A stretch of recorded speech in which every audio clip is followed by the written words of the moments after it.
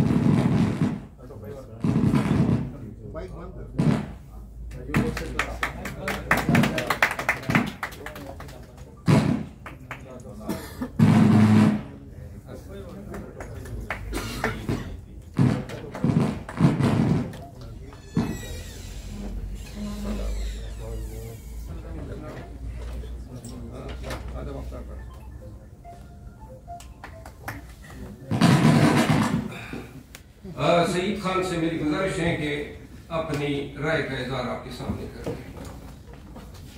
اعوذ باللہ من الشیطان الرجیم، بسم اللہ الرحمن الرحیم۔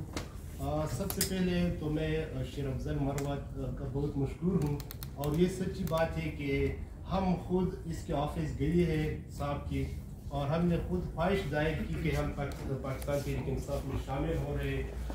وہ اس لیے کیونکہ آج کل تحریک انصاف کی جو چیئرمین ہے عمران صاحب، وہ ہمارے اور آپ کے مستقبل کا جنگ لڑ رہے ہیں۔ تو اس لیے میں نے اور میرے خاندان اور میرے جو جتنے بھی وکلاء صاحبان دوست ہیں، ہم نے یہ فیصلہ کیا ہے کہ ہم آج سے باقاعدہ تحریک انصاف میں شامل ہو رہے ہیں، اور ہم شامل ہو گئے۔ تو انشاءاللہ پاکستان تحریک انصاف کے لیے ان میں ہم جئیں گے، ہم مریں گے، اور ہم ہر حد تک انشاءاللہ ہم جائیں گے۔ بڑی مہربانی جی، اس نشست کے بعد دوسری نشست یہ ہے، وہ اگر کوئی سوال سعید خان یا مجھ سے آپ کرنا چاہتے ہیں تو میں حاضر ہوں۔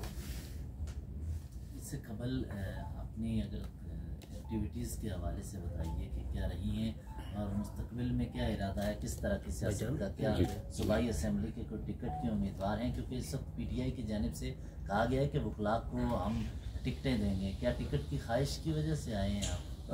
جہاں تک ٹکٹ کا تعلق ہے، یہ میں سب کو بار بار واضح کرتا جاؤں کہ کوئی بھی شمولیت ٹکٹ سے مشروط نہیں ہے۔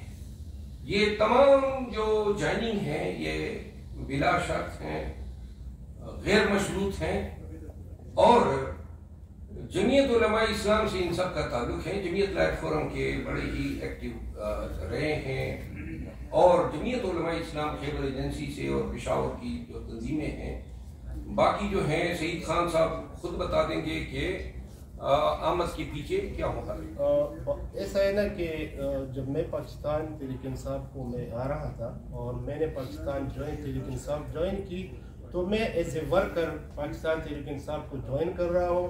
جیسے کہ میں نے پہلے بھی آپ کو بتایا کہ میں یہ جو خان صاحب کا ویژن ہے، یہ جو مشن ہے، جو ملک کے لیے لڑ رہے ہیں، تو میں نے بھی یہ سوچا، اور میرے خاندان والوں نے بھی یہ فیصلہ کیا کہ ہم پاکستان تحریک انصاف میں شامل ہوں گے، اور ایز اے ورکر ہم شامل ہو رہے ہیں۔ سعید صاحب یہ بتائیے گا کہ اس وقت پی ٹی آئی کے سوال، میرا سوال یہ ہے کہ اس سے پہلے بھی جوائننگ ہوتی رہی، الیکشن سے پہلے بھی ہم خود جوائننگ بڑے بڑے لیڈرز آئے تحریک انصاف میں، وہ شروع کرتے تھے منشور سے کہ عمران خان کا یا پی ٹی اے کا یہ منشور ہے، نوکریاں ہیں، روزگار ہے، ملکی وقار ہے۔ آج کل جو جوائننگ تھے، خاص طور پہ انہوں نے دی، کل آپ کی پریس کانفرنس تھی، اب سوال یہ ہوتا ہے کہ ہم لڑیں گے، جیئیں گے، مریں گے ساتھ، اور ایک نئے جذبے نظر آ رہے ہیں آپ کو صرف لڑنے کے۔ اب کیا وجہ ہے، آپ یہ نوبت کیوں آ رہی ہے؟ دیکھیں، میں تو وکیل ہوں، مجھے سب سے زیادہ خوشی تب ہوتی ہے جب میرے وکلاء ساتھی ہمارے صفوں میں آتے ہیں، کیونکہ مجھے وکلاء کا پتہ ہے کہ ایک وکیل جو ہے وہ اللہ نے وکلاء کو ان کی علم کی بنیاد پہ، تجربے کی بنیاد پہ بڑا جری بنایا ہوتا ہے۔ یہی وجہ ہے، یہ ہمارے ایکسپیرینس ہے، 30 سال میں نے اس پیشے میں گزارے ہیں، اور اس پیشے میں سیکھے ہوئے اسباق ہیں، لیسنز ہیں، جو آج ہمیں خوف سے عاری کر رہے ہیں۔ مجھے پتہ ہے میرے وکلاء ساتھیوں کا کہ وکلا جو ہیں بنیادی طور پہ ہمارے معاشرے کا وہ طبقہ ہے جو ایسے آڑے وقت میں رول افلا کے لیے بالکل ہر عمل دستے کے طور پہ کام کر سکتے ہیں. ہم کوئی لڑائی نہیں لڑ رہے ہیں, کوئی ہتھیاروں کی لڑائی نہیں لڑ رہے ہیں, ہم قانونی جنگ لڑ رہے ہیں. ہمارے لیڈر کو جو ہے انہوں نے نظر بند کیا ہوا ہے غیر قانونی طور پہ.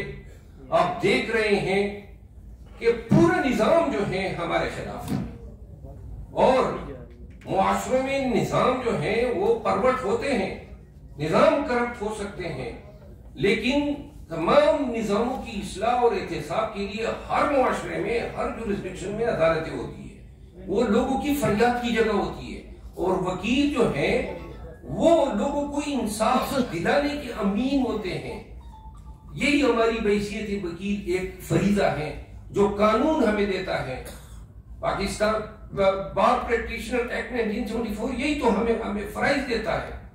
تو لہذا وکلا جب بھی کسی پارٹی میں آتے ہیں, اور بالخصوص ایسے وکلا, میں ان سب کے خاندانوں کو جانتا ہوں, اور یہ جرت میں, دلیری میں, اپنے روایات میں, اپنے اوصاف میں, وکیل ہو اور پھر کے پی سے ہو, میرے لیے اس سے بڑی خوشی کا کوئی موقع نہیں ہو سکتا ہے.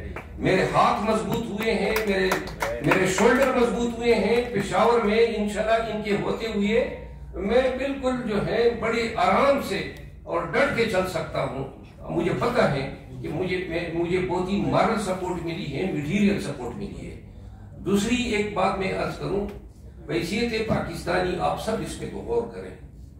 آئے دن کوئی نہ کوئی شگوفہ چھوڑا جاتا ہے, کوئی کسی اداکار کو لایا جاتا ہے, یا کسی میمکری والے کو, ایک بفون کو لایا جاتا ہے کہ خان کے خلاف کچھ بول پڑے. اور بدقسمتی سے اس کے لیے میڈیا کا استعمال کیا جا رہا ہے. میڈیا خود اپنے اس سٹیٹس پہ سوچیں کہ آپ نے میڈیا پرسن سے آگے بڑھ کے یہ کون سا کردار جو ہے اپنے لیے پسند کر لیا ہے.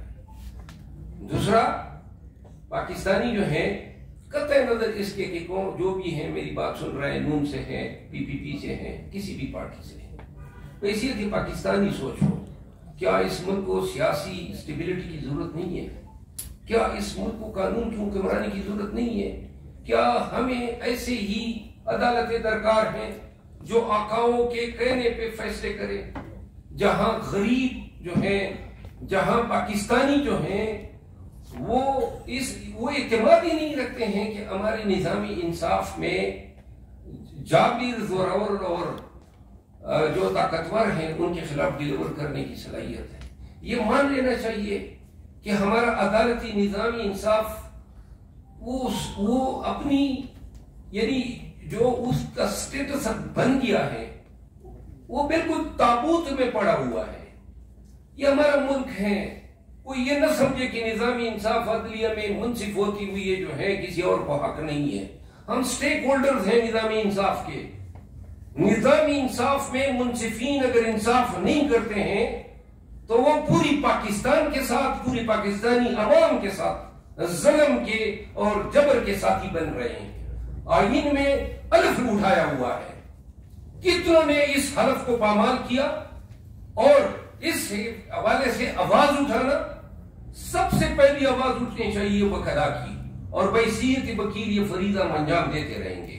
دوسری بات, یہ جو پکڑ کے اغوا کر کے پھر بٹھا کے تھوتی کی طرح رکھا کے پھر عمران خان اور اس کی اہلیہ کے خلاف کبھی پی ٹی آئی کا لیڈر آتا ہے, کبھی سابقہ شور نامدار آتے ہیں, کبھی پاکستان تحریک انصاف خان کے گھر کے نوکروں کو لایا جاتا ہے.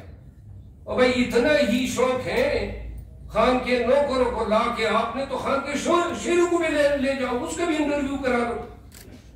یعنی یہ کوئی انسانیت سے بھی گری ورکت ہے. نوکر کو بٹھا کے آپ یہ پوچھتے ہیں کہ جی کمرے کہاں پہ تھے, کیا ہوتا تھا, کون آتا تھا. یہ صحافت ہے, یہ انسانیت ہے. اور پھر جو ہے آپ اس کو معیار بنا رہے ہیں. یعنی نواز شریف کی کس نوکر کو آج تک جو ہے میڈیا کے سامنے لایا گیا؟ شہباز شریف نے निकाह तुड़वाए हैं, पुलिस अफसरों की बीवियों के साथ शादी की है, किसी एक पुलिस अफसर को लाए हैं कि ये भी जो है मनकुआ का साहब का शोर है, इसको भी सुन ले। उसने तो चीफ मिनिस्टर होते हुए अब ये निकाह जो है तोड़वाए हैं। कभी हमने उनके पीछे जाके उनके बयान लेने की कोशिश की है? फिर नहीं जाते हैं हम कि आपके बच्चों की निकाहें टूटी हैं, आज जाके खावर मानिका के पीछे आप गए और उनको ले आए और बता रहे हैं, और आगे से नवाज शरीफ इस उम्र में परदादा बन चुका है। अल्लाह जो है, अल्लाह ने इस कोपड़े में अकल डाली ही नहीं है। इस उम्र में वो कह रहे हैं कि ये खिलाफत रियासत मदीना जो है इसके अलंबरदारों का ये हशर है। खावर मानिका के बयान को एक्सप्लॉइट करते हुए आपको जरा बर शर्म का एहसास नहीं हुआ? आपके घर में भी जो है माए बहने बेटियां हैं, और ऐसा भी तो हो सकता है ना, आप क्यों उस वक्त से नहीं डर रहे हैं जब जुनैद सफदर की अहलिया को जो है कभी कोई मीडिया पे लाएगा और बताएगा कि क्या वो अवामिल थे जो तलाक पे मंथज हुए? और मीडिया जो है क्यों कर सारी मीडिया एक ही बाव में जा रहा है? कोई इनके पीछे क्यों नहीं जाता है? इनके मतलब को क्यों नहीं लाता है? उनकी क्यों स्टोरियां नहीं बताता है? ये क्यों ऐसा हो रहा है कि जब कोई हुकूमत से उतर जाता है तो पूरा निजाम दूसरी साइड पे हो जाता है? अदालतें, मीडिया, तमाम सरकारी इदारे। तो लिहाजा मेरी गुजारिश है 10 बस्ता अर्ज है सिर्फ उन साफियों से जो इंटरव्यू कराते फिर रहे हैं कि बेहतर है कि फिर अपने लिए कोई दूसरा शोबा मुंतखब कर लो। ये सहाफत एक बावकार पेशा है, और अगर आप ऐसा करेंगे तो हम आपको साफी ट्रीट नहीं करेंगे। हम आपको आपकी इस हैसियत को जो आप खुद मुतनाज़ा बना रहे हैं, फिर आप उस एहतराम, उस प्रोटेक्शन, उस डिग्निटी और उस रिस्पेक्ट के जो है हकदार नहीं है जो हम सहाफत से वाबस्ता हजरात को देते हैं।